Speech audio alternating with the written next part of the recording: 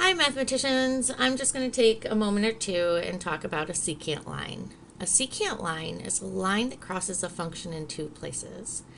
Here I have the function y equals negative x squared plus 1, also known as f of x equals negative x squared plus 1. This blue line here is a secant line because it touches the function in two places, or crosses the function in two places. Suppose we want to know the speed at this point right here. Okay, so at this value, at time t, we're interested at the velocity. So what is velocity at time equal to t? Okay. And so you could find the average velocity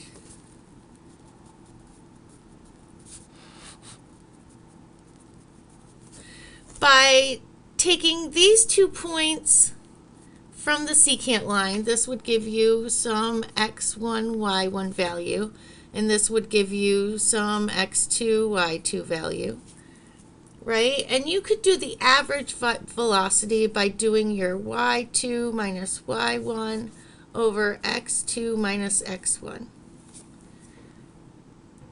And that average velocity for this time t would be even more accurate if you drew that line closer to that value t. And notice when we draw that line, the distance between these 2 points is closing, right? These 2 points are farther away from each other than these 2 points. This again is a secant line, and we could find the average velocity, right? Estimate the velocity at time t by using these 2 points in this formula. The tangent line is what happens when you decrease this distance over and over. And there's not room really for me to draw more lines here, but this tangent line is, in a way, right, the limit of the secant line as the distance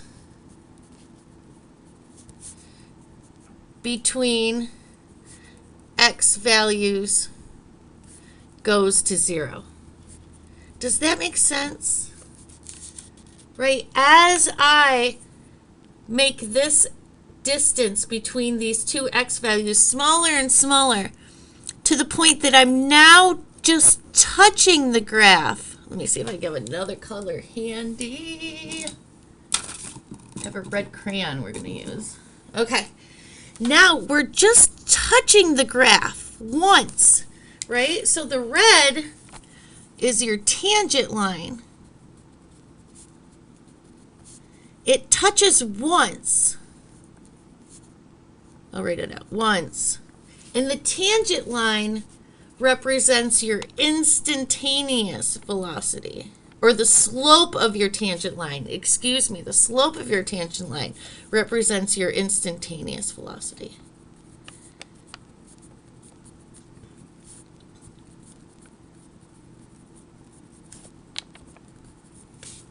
Okay, I hope that was helpful for somebody.